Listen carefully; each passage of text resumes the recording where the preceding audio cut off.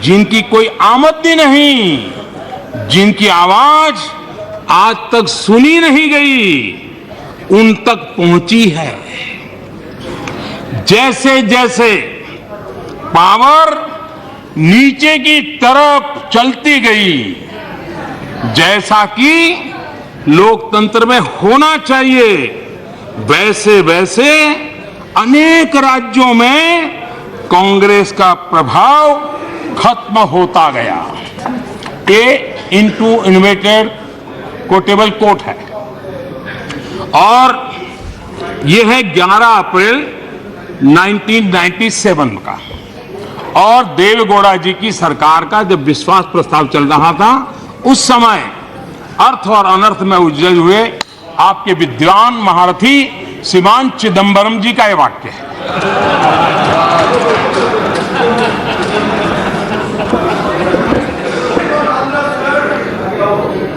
कुछ विद्वान लोगों की बातें वहां शायद समझ नहीं आई होगी।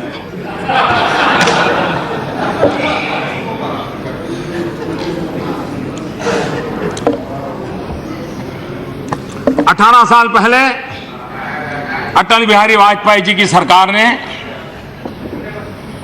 3 राज्यों का गठन किया, उत्तराखंड, झारखंड, छत्तीसगढ़।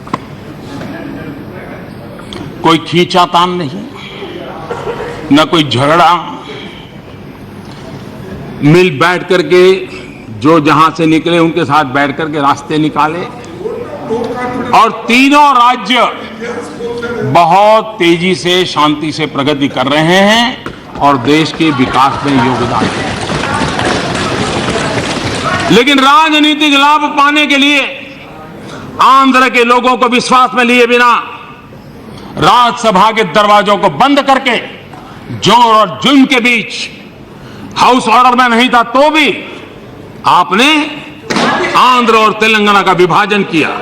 और यह बात सही है, जयदेव जी ने बताया, यह बात सही है कि उस समय मैंने ये कहा था, उस समय मैंने कहा था तेलुगु हमारी मां है। उस समय मैंने कहा था तेलुगु हमारी मां है, तेलुगु का स्पिरिट को टूटने नहीं देना चाहिए।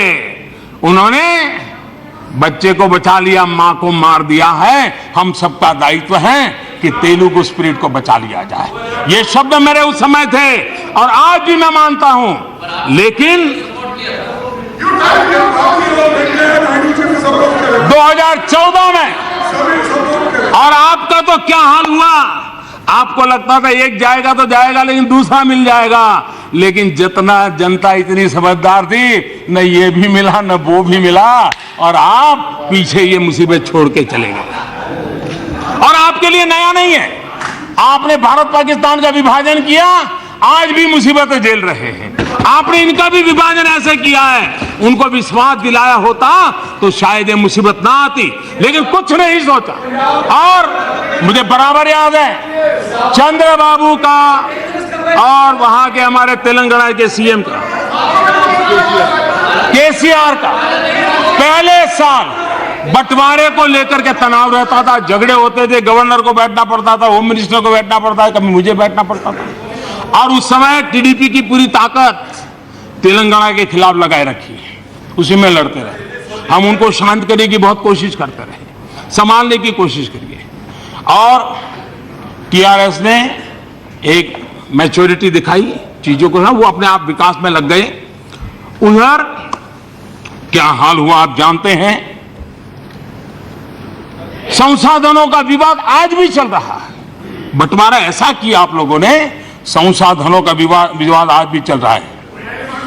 एनडीए की सरकार ने सुनिश्चित किया कि आंध्र प्रदेश और तेलंगाना के विकास में कोई कमी नहीं आएगी और हम पूरी तरह उसमें कमिटेड हैं।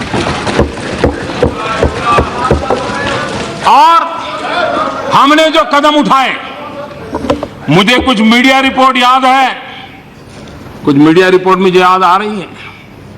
इसी सदन के एक माननीय सदस्य, उन्होंने बयान दिया था, टीडीपी के, उन्होंने बयान दिया था कि स्पेशल कैटेगरी स्टेटस से कहीं ज्यादा बेहतर स्पेशल पैकेज है, यही लोगों ने दिया था। वित्त आयोग की सिफारिश को फिर से दोहराना चाहता हूं। इस सिफारिश के तहत आयोग ने स्पेशल और जनरल कैटेगरी राज्यों के भेद को समाप्त कर दिया। आयोग ने एक नई कैटेगरी नॉर्थ ईस्टर्न को और हिल स्टेट की बना दी। इस प्रक्रिया में आयोग ने इस बात का भी ध्यान रखा कि अन्य राज्यों को आर्थिक नुकसान न हो। एनडीए सरकार आंध्र प्रदेश के लोगों की आशा आकांक्षाओं का सम्मान करती है। अब पूरा सुनिए, आपके काम की बात आ रही है। एनडीए सरकार आंध्र प्रदेश के लोगों की आशाओं अपेक्षाओं का सम्मान करती है, लेकिन साथ ही साथ हमें यह भी ध्यान रखना होगा कि सरकार 14वीं वित्त आयोग द्वारा दी गई सिफारिशों से बंधी हुई है। इसलिए आंध्र प्रदेश राज्य के लिए एक नया स्पेशल असिस्टेंस पैकेज बनाया गया, जिससे राज्य को उतनी वित्तीय सहायता मिले जितनी उसे स्पेशल कैटेगरी स्टेटस मिलने से प्राप्त होती है। इस निर्णय को 8 सितंबर 2016 को लागू किया गया। 4 नवंबर 2016 को आंध्र प्रदेश के मुख्यमंत्री ने स्वयं इस पैकेज को स्वीकार करते हुए वित्त मंत्री का धन्यवाद किया। एनडीए सरकार आंध्र प्रदेश रीऑर्गेनाइजेशन एक्ट और स्पेशल असिस्टेंस पैकेज में किए हुए हर कमिटमेंट को पूरा करना चाहती थी, लेकिन टीडीपी ने अपनी विफलताओं को छिपाने के लिए यू टर्न किया। और माननीय अध्यक्ष महोदया जी, टीडीपी ने जब एनडीए छोड़ने का तय किया तो मैंने चंद्रबाबू से फोन किया था। ये जानकारी आपके लिए नहीं होगी, आपके काम की जानकारी है। टीडीपी एनडीए से निकले, चंद्रबाबू से मेरी फोन पे बात हुई और मैंने चंद्रबाबू से कहा था कि बाबू, आप वाईएसआर की जाल में फंस रहे हो। वाईएसआर के चक्र में आप फंस रहे हो। और मैंने कहा आप वहां की स्पर्धा में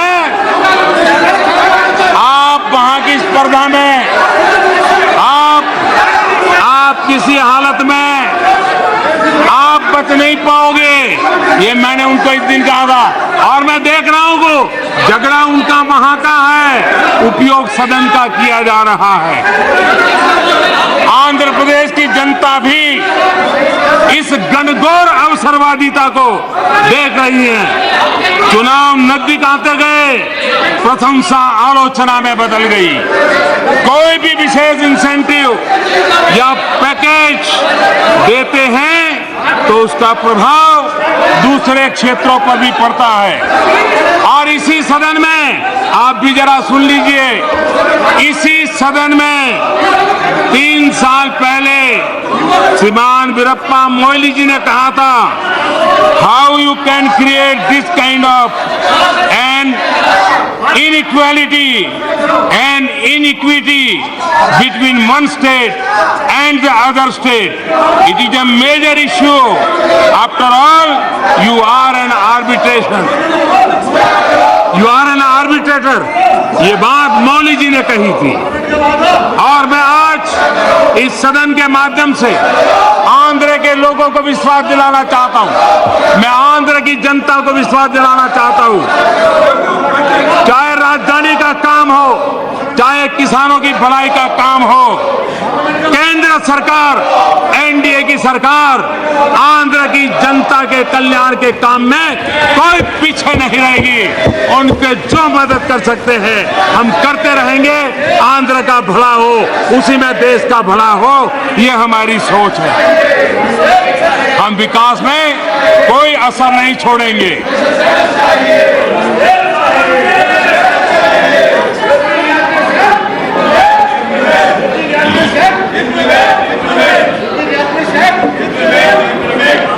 हमारा प्रयास, हमारा काम करने का तरीका समस्याओं को सुलझाने का। वन रैंक वन पेंशन, कौन थे जिन्होंने इतने दशकों तक उसको लटकाए रखा था? जीएसटी का विषय इतने वर्षों तक किसने लटका कर रखा था? और आज यहां बताया गया कि गुजरात के मुख्यमंत्री ने रोका था। मैं इस सदन को जानकारी देना चाहता हूं, उस समय के जो कर्ता धर्ता थे उनको भी मालूम है। मेरी मुख्यमंत्री के नाते चूठिया भी मौजूद है। मैंने उस समय भारत सरकार को कहा था कि जीएसटी में राज्यों के जो कंसर्न है इसको एड्रेस किए बिना आज जीएसटी को आगे नहीं बढ़ा पाएंगे। आप राज्यों ने जो जिन्यून मुद्दे उठाए हैं, राज्यों के साथ बैठ करके उसका समाधान किए, लेकिन इनका अहंकार इतना था कि वे राज्यों की एक बात सुनने को तैयार नहीं थे और उसी का कारण था।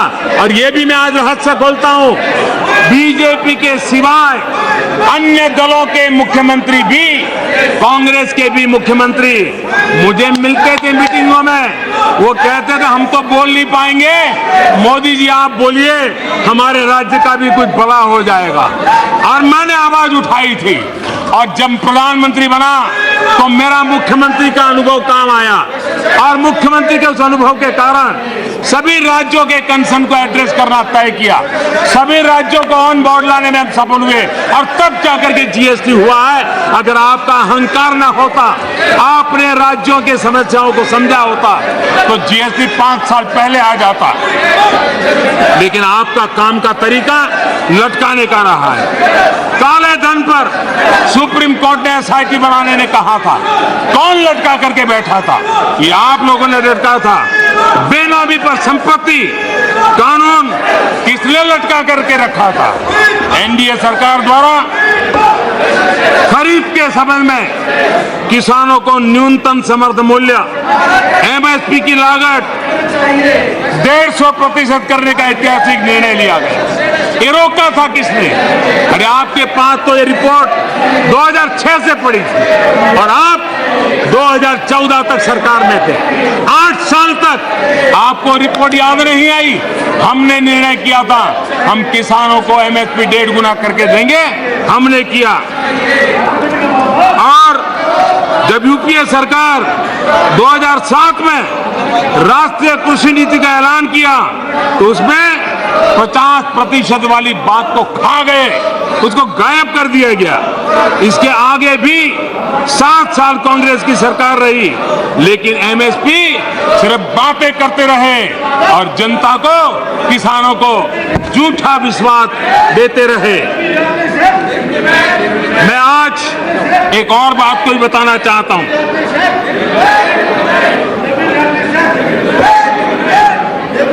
देश के लिए ये जानकारी बहुत महत्वपूर्ण है। जिनको सुनना नहीं है उनके काम में आने वाली नहीं है, लेकिन देश के लिए जरूरी है। हम 2014 में आए तब कई लोगों ने हमको कहा था कि इकोनॉमी पर व्हाइट पेपर लाया जाए, इकोनॉमी पर व्हाइट पेपर लाया जाए। हमारे मन में भी था व्हाइट पेपर लाएंगे, लेकिन जब हम बैठे और शुरू में सारी जानकारियां पाने लगे, एक के बाद ऐसी जानकारी आई, हम चौंक गए। क्या अर्थव्यवस्था की क्या स्थिति पैदा करके रहे थे। और इसलिए मैं आज एनपीए की कहानी सुनाना चाहता हूं। क्या परिस्थिति पैदा की। ये कहानी की शुरुआत हुई 2008 में और 2009 में चुनाव था। कांग्रेस को लगने लगा था कि अब 1 साल बचा है कर सकते हो करो। एक बार जब आदत लग गई तो फिर बैंकों का अंडरग्राउंड लूट,